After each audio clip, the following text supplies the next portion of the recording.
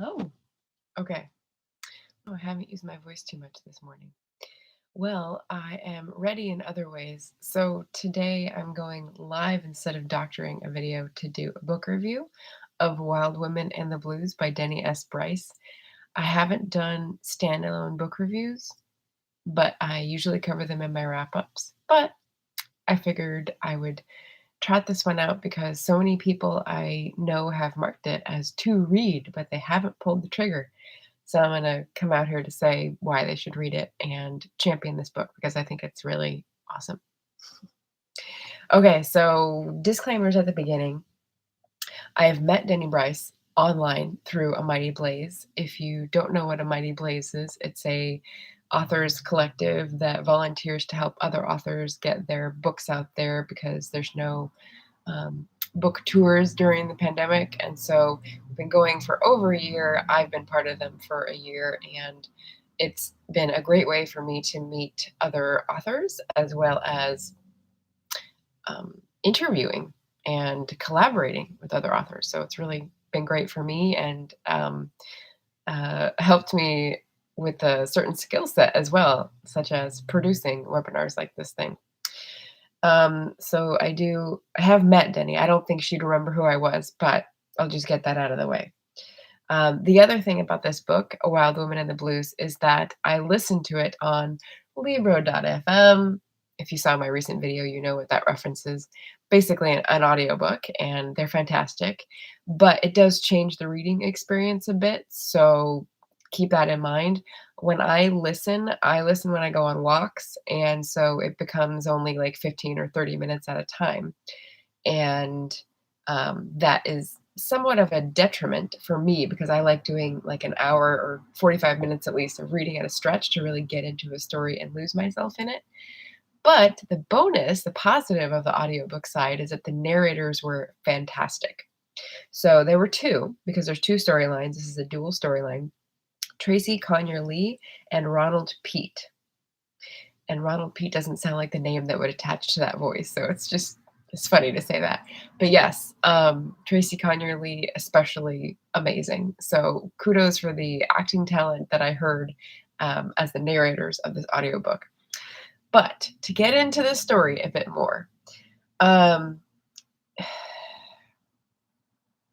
oh, and final thing is that I have background information. So I haven't talked to Denny on my own. I haven't interviewed her myself, but she has been on A Mighty Blaze twice. At the beginning, when she came out with this book, it was the debut spotlight with Rachel Barenbaum, and that can be found on Facebook. And then only a few weeks ago, it was Lit Chick with Jenna Paone, and that was a fantastic interview. It's more in my mind because it's more recent, and when this finishes, I'll link it in the description. Um, yeah, so what I learned from the interview is that the cool background information that was somewhat of a draw for Denny was that the dancer in a big city life is one that she followed on her own. And so she knows all about being a woman of color trying to make it as a dancer in the big theater slash cabaret world. And I thought, oh, that's so cool. Jenna also knows about that, Jenna Paone. And so they went into this whole discussion about what it was like, in your 20s, trying to make it, doing these crazy auditions, staying in shape, like putting your best foot forward, literally, and the crazy practices and performances and lifestyle that you have to lead to do that. And I thought that was really, really cool to have a peek into. Um, and then Denny Bryce also mentioned how she got the germ of the idea for this book, which was that she worked near a cafe where someone went there who used to be part of the scene, like 20 years ago.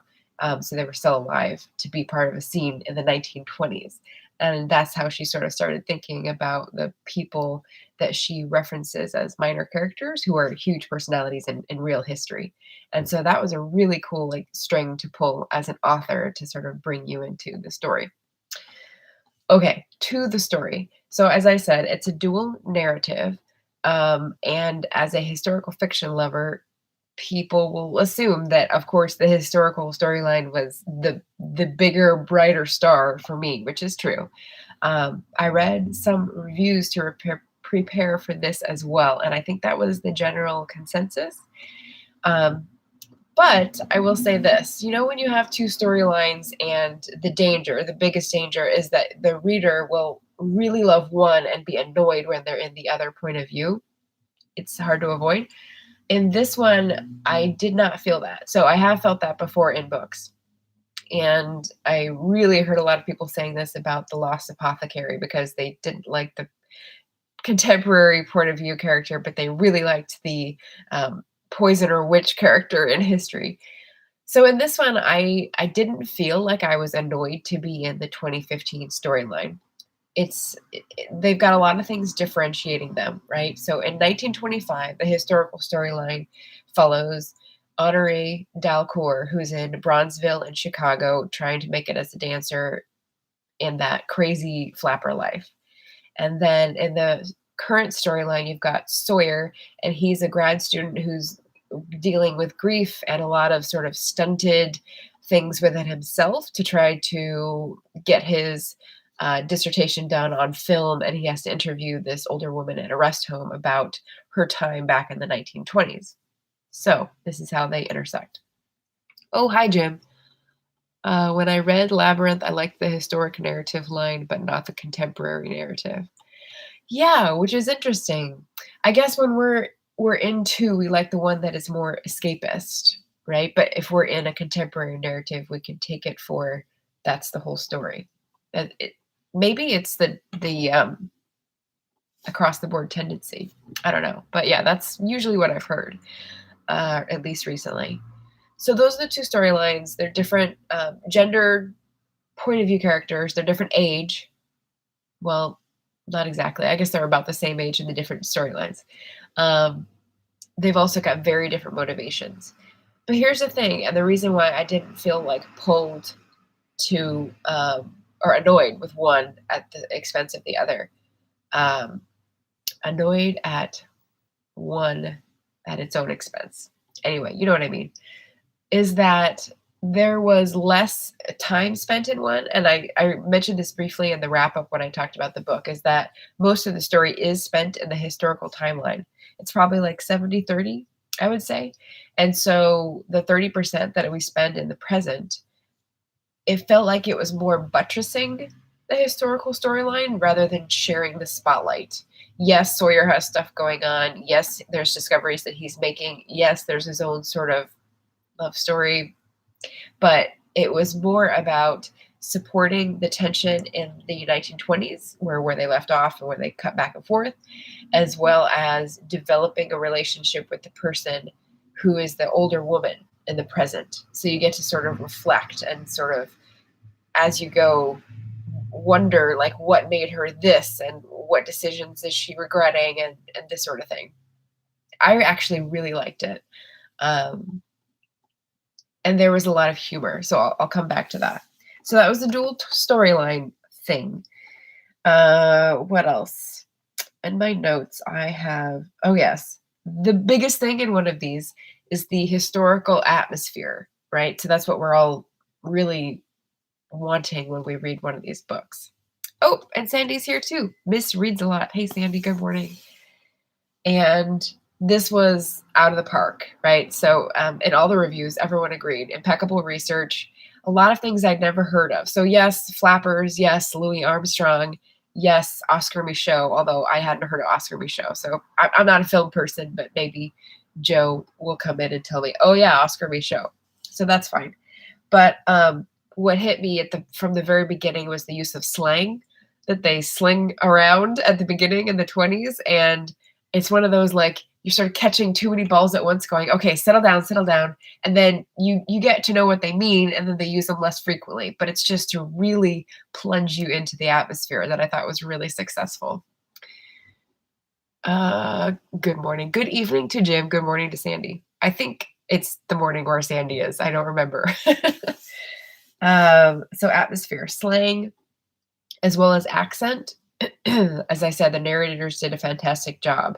In the modern storyline, we have less of a regional accent focus because everyone watches the same news. But in the 20s, we had much more of a gradation So accents will tell you not only about where someone's from, whether Chicago or Louisiana or New York, but also what social class they're from.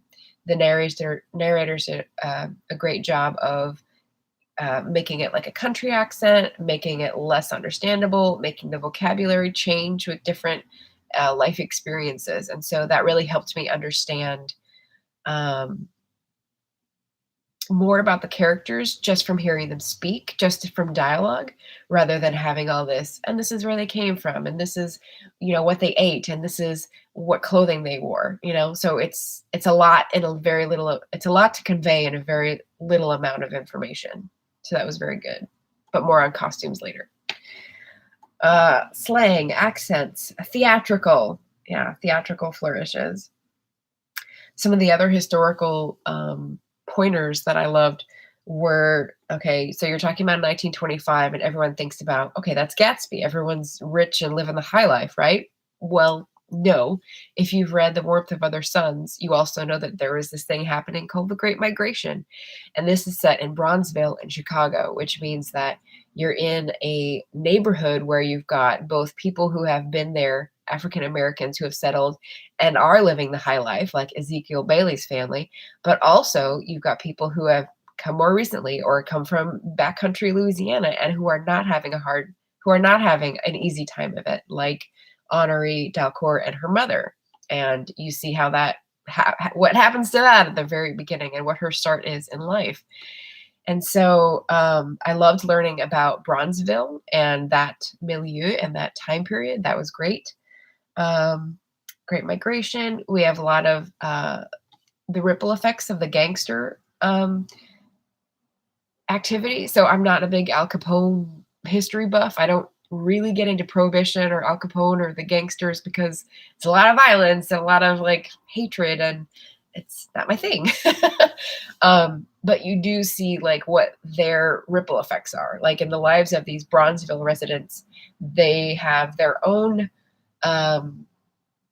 rackets, shall we say, to work around Prohibition, and those interact in the same environment as the other gangs. And so you get competition, you get suspicion, you get how are the police handling the different populations. It's like very complicated and very well done, I thought. Our Sandy and I are in the same time zone. Are we? Okay, Pacific. Woohoo! Good morning then. Jeremy's here. Hi, Jeremy. I do so many live sessions. Well, I stopped doing them for June and July, and I'm missing them on Friday. So I thought I'd pop up on Sunday and make my Sunday video a live. So book review live. Here we go. Jim is saying Art Deco emerged from 1925. Yes, it doesn't really go into Art Deco so much because that's not the milieu we're dealing with. But I will tell you, I am not about the Art Deco. It's too modernist. I am all about the Art Nouveau. And the only time I've been in Chicago is when I really got to learn a little bit about Art Nouveau and Robert Sullivan and like the natural elements, sort of like arts and crafts, but a different sort of urban version. Super interesting. Like that's not what this novel covers at all. But since you're bringing it up in the chat, I'm going to say that this is the adjacent thing that I love. Okay. Prohibition. Yes. And so that's like the historical atmosphere that I loved. All the reviewers loved. I thought was really well done. And kudos to Denny Bryce. All right, let's take characters. So we've got a couple point of view characters. We've got Sawyer in the present and Honoree in 1925. And then you've got their sort of main foils, which is Honoree in the present and Ezekiel and Bessie in 1925. So there's some interesting tensions there for the protagonist, for the point of view character. Taking Sawyer first, I called him flawed but redeemable. So one of the storygraph questions is, are the characters lovable? And I don't know that I love Sawyer. He's got a lot to work through, and I don't think he does it all by the end. But I thought that he was complex. He's got difficult family issues he's trying to work through. He's got something that he's striving for, which is to finish his dissertation and get on with his life after the family tragedy that happened a year before. And so I feel like there's a really good mix of motivations and plot going on for Sawyer. His dad is a little not as complex and very shadowy. Like, we don't learn much about him except how Sawyer perceives him. And his love interest, the nurse, is a little too perfect for me. She seems amazing. And so I know people like that and like that exist. But yeah, so the characters surrounding Sawyer were not as well drawn, but as it was only 30% of the story, I thought it was a good support for the other part, this part. So Honoree in 1925, she is intriguing, but also I want to throttle her at times.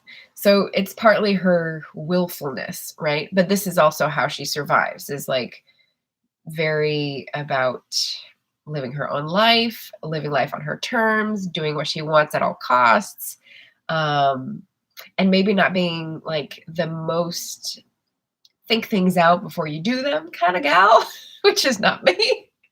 But that's fine. That's why she was intriguing as a character, because she's got this iron will. She's got to consider people around her that she wants to either befriend or, you know, I like you, you're cool, but this is more important than you, and sort of like plowing forward. So I thought she was a very fascinating character.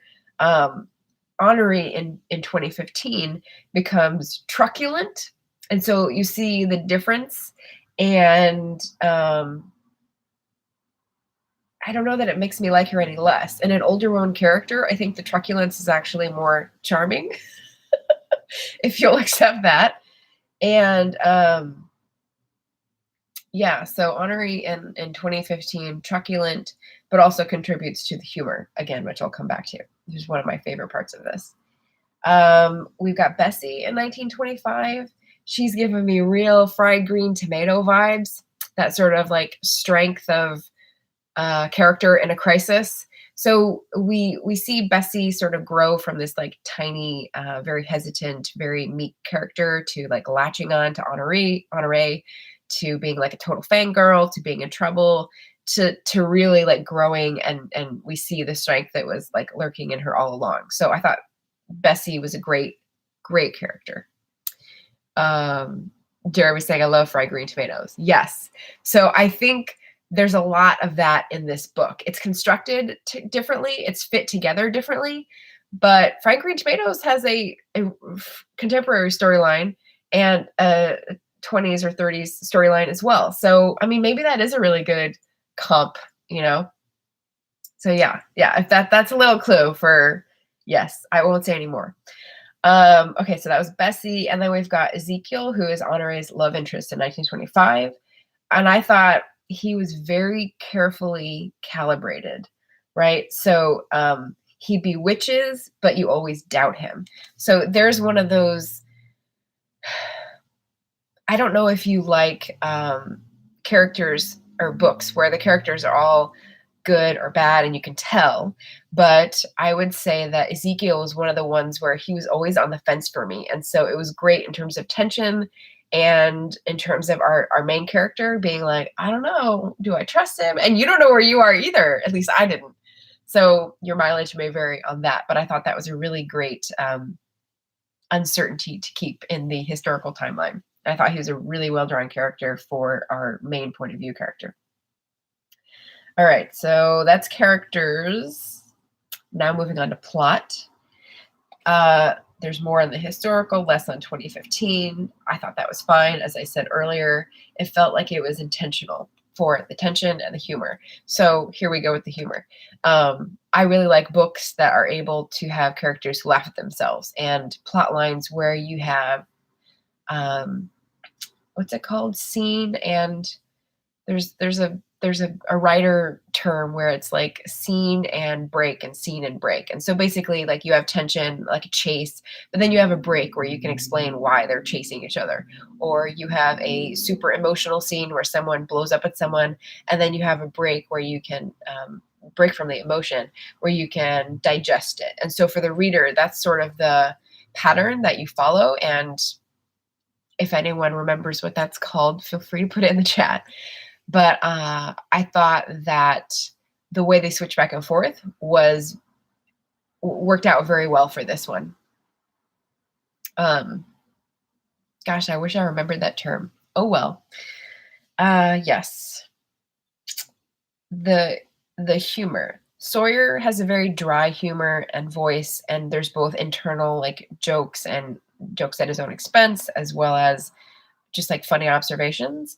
Honoree is more of a straight character. You're more laughing at her than with her because she's so earnest and willful, and so she's not as funny purposefully. She's funny for the reader. And yeah, lots of other people, things happening, and humorous observations. So that's one of the things I liked about the book. Okay, so major pros for this: the humor, the writing, very strong, the details of the history, such as all those incidents I talked about, as well as costumes. I didn't even talk about the costumes. So costumes, if anyone likes hearing about showgirl costumes or, period detail, it was really good. Tension, because we've got two storylines as well as a lot of action in the first one. Stakes, I would say, is a high point because this character in the 20s, Honoree, is really battling for survival from the beginning because of this event that she witnesses, and that's not a spoiler. But then it keeps changing throughout her, the few weeks or months that we're following her. And I just thought that was brilliant. And for Sawyer, the stakes are pretty high as well because he's kind of stuck in his life and he's not moving forward until he discovers this relationship and sort of learns about himself as well as the story that he's researching. So I thought that was really good. And glimpses into another era. So this is the sort of magic sauce that you can't really tell if you're going to get going into a book. But once you dip your toe into the pool, you're like, this is going to be good. And that's the feeling I got from Wild Women in the Blues, which is you get the feeling of being in another era. So for Honoree, it's the costumes that she has to sew herself. It's the mother that she misses because the hard times split them apart. It's the boy that she doesn't understand why he left. It's the person that she tries to protect, even though she's not a person who protects people because she just cries out for it. It's all these things that were existing in the 20s and feel particularly of the period, combined with the accents and the race relations. So obviously this being set in Bronzeville, but also bumping up against all the other gangs is just one aspect of how the African American population had to interact with the white people in the city, right? So she talks about the different cafes she works at, the parties she goes to, and maybe that happens today, but it's not my life. So it's really able to transport me. And I love fiction like that. So I don't know if I should rate this book. Like I said, I know I have met Denny Bryce, even though she probably wouldn't remember me. We're connected through A Mighty Blaze. But I mean, I think I gave it 4.75 on Storygraph. So that's pretty close to the top. So yes, for all those people who have marked it as to read on Goodreads that I saw you. You need to read this book. You need to delve into it. Tell me what you think. Tell me what you think about the twists and turns. And I think you'd really enjoy it if you love history and detail and humor and tension and all that good stuff. So that's my review for Wild Women in the Blues by Denny S. Bryce. Grab it today. I'll put a link down in the description. So yeah, first live book review. I hope it was enjoyable. And see you guys later. Thanks for joining.